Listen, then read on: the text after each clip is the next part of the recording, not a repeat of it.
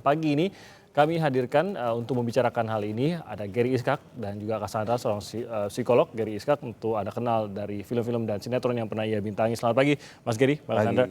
Kalau kita lihat hari ini memang peringatannya sedikit tertunda, Hari Anti Narkoba Internasional. Tapi ini memang isu yang terus-terus diangkat dan siapapun perhatiannya kepada narkoba ini besar. Kita tahu bahkan dari presiden pun, setiap presiden kita pernah berkomentar mengenai darurat narkoba.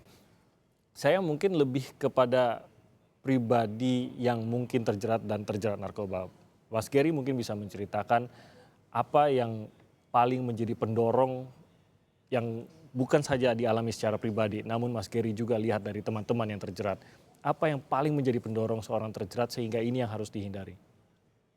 Penasaran sih. Penasaran? Ya, pengen tahu, keinginan tahu itu gitu loh dengan narkoba itu sendiri. Gitu. Supaya sama apa ya. Kalau penasaran tuh berarti peer ini juga ya, kondisi lingkungan begitu ya, membuat dia ingin tahu. Gitu. Ya ingin tahu karena lingkungan juga sama nggak mau ketinggalan dengan tren yang lain mungkin. Kembali lagi dorongan dari teman-teman sekitar juga. Jadi lingkungankah waktu itu yang paling menjerumuskan? Iya. Seperti itu. Kalau dorongan dari pribadi, karena kita tahu banyak yang mengatakan terdorong karena stres, begitu, karena kondisi hidup dan pikiran pada saat itu dan lain-lain. Ya ada juga yang seperti itu, memang juga ada yang memang karena tidak mau ketinggalan dengan tren lah, dengan teman-teman yang lain. Mungkin dia salah bergaul atau memang gue mau nih temenin sama mereka-mereka gitu loh. Jadi supaya nggak ditinggalin sama mereka, gue harus ngikutin mereka lah, gaya-gaya mereka. Gitu. Akhirnya dari situ mulai lama-lama jadi keterusan. Dan itu yang menjadi pintu masuknya pada saat itu. Yeah. Kalau dari yang penelitian Mbak Cassandra, apakah memang faktor terbesar adalah lingkungan? Maksud saya semua orang bisa depresi, semua orang bisa merasakan kehidupan yang sulit begitu. Tapi apakah pintu masuknya sebenarnya lebih besar kepada ya akses tadi dan dorongan dari teman-teman sendiri? Pada dasarnya semua perilaku manusia itu pasti ada kaitan dengan yang disebut sebagai nature atau genetik atau bawaan. Juga dengan nurture atau lingkungan. Jadi selalu adalah kombinasi dari kedua hal tersebut. Nah, dalam hal perilaku kecanduan, ini juga ada kaitannya dengan hal tersebut. Tapi terutama juga bahwa adalah dengan, tadi juga kita juga sempat dengar bahwa di Indonesia itu sudah banyak sekali jenis-jenis narkoba yang ada. Nah, itu adalah faktor resiko dari sebuah negara yang berkembang, masyarakatnya dengan IT dan lagi sebagainya, kemudahan-kemudahan, itu ada resiko. Nah, permasalahannya adalah resiko itu tidak diiringi dengan resistensi atau resiliensi atau ketangguhan dari karakter individu orang-orang tertentu. Sehingga akhirnya ketika dia tidak resisten, dia tidak kuat. Nah, inilah apakah itu ketidakkuatan itu juga berasal dari keluarga, dari lingkungan, dari diri sendiri. Itu adalah satu paket penuh gitu ya. Nah, permasalahannya adalah bahwa secara ilmiah sudah dibuktikan bahwa adiksi itu juga erat kaitannya dengan depresi. Nah, permasalahannya adalah kembali lagi kenapa orang bisa adiksi, kenapa orang bisa depresi. Nah, ini semua adalah penyakit mental, sakit mental.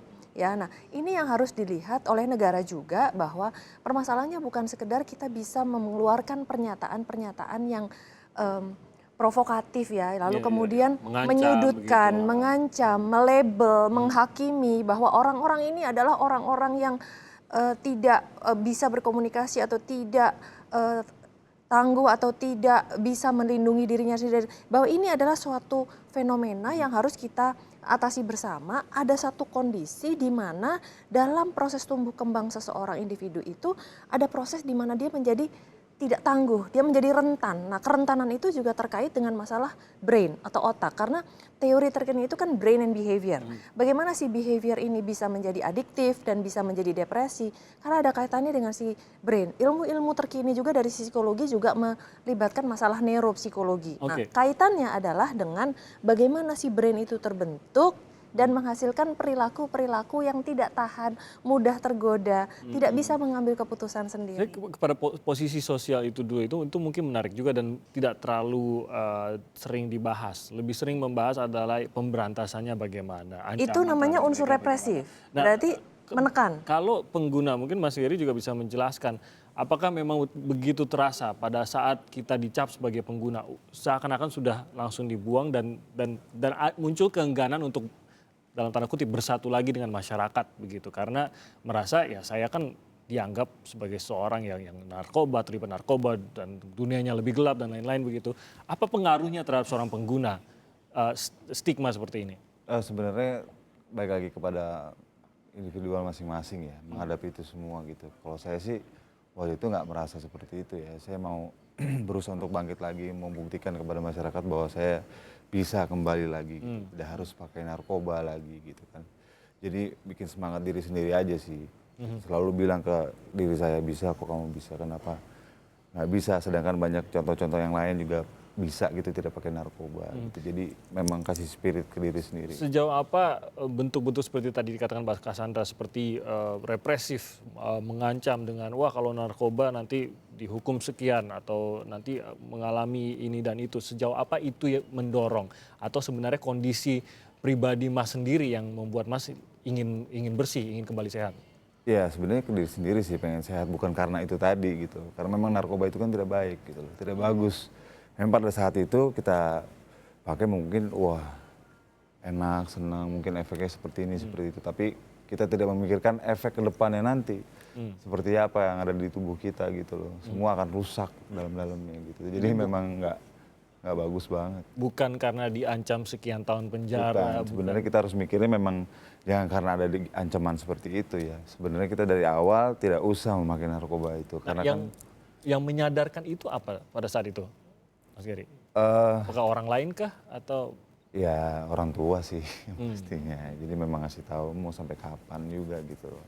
Buat apa gitu. Nggak ada tujuannya, ntar nggak ada masa depannya juga kamu gitu. Ya udah saya bilang.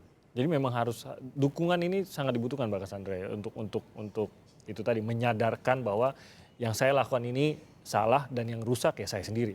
Tadi ada kata kuncinya adalah dari sisi mikir. Ya. Saya mikir sendiri, saya mencoba untuk menekun. Nah ini harus dibantu dari para orang-orang individu-individu yang terkena. Nah yang kemudian yang kedua adalah bahwa ada sisi keluarga. Memang yang namanya orang adiksi itu disebut dependent atau tergantung. Orang yang ketergantungan itu dependen. Nah, lalu kemudian keluarganya itu disebut codependent. Artinya tanpa sadar mereka juga akhirnya menjadi bagian dari komunitas itu. Karena ketika mereka terjadi perubahan perilaku, lalu menjadi tergantung, keluarganya juga ikut. Nah, bagaimana keluarga ini menyikapi, membantu? Ini kan orang-orang ini ya, kalau saya boleh menyampaikan mungkin dari beberapa pasien saya itu ada satu kalimat yang paling saya ingat dan selalu terngiang-ngiang dalam telinga saya ya. Dia katakan, Mbak, kalau orang-orang yang pakai narkoba itu bagaikan dia itu sudah berada di dasar kolam atau di dasar laut, tetapi kakinya itu terikat oleh rantai. Jadi bisa bayangkan bagaimana dia tidak bisa melepaskan dirinya sendiri.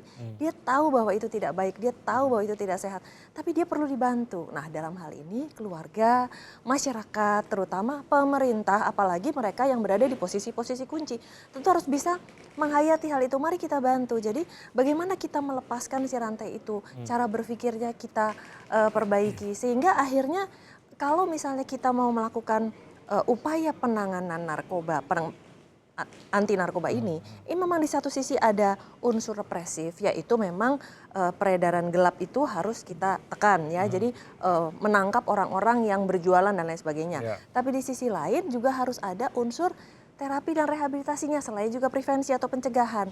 Jadi ini adalah satu kegiatan yang bersama ya, bersatu. Jadi nggak bisa cuma satu-satu saja lalu kemudian mengharapkan bahwa yang satu ini bisa dipakai untuk menyelesaikan yang lain. Karena tadi sudah jelas dikatakan hanya dengan ancaman-ancaman saja itu tidak bisa. Jadi harus ada program-program yang jelas, baik prevensi, represi, lalu juga untuk terapi dan rehabilitasi. Benarkah program represif kita lebih jelas dibandingkan dengan program terapi kita?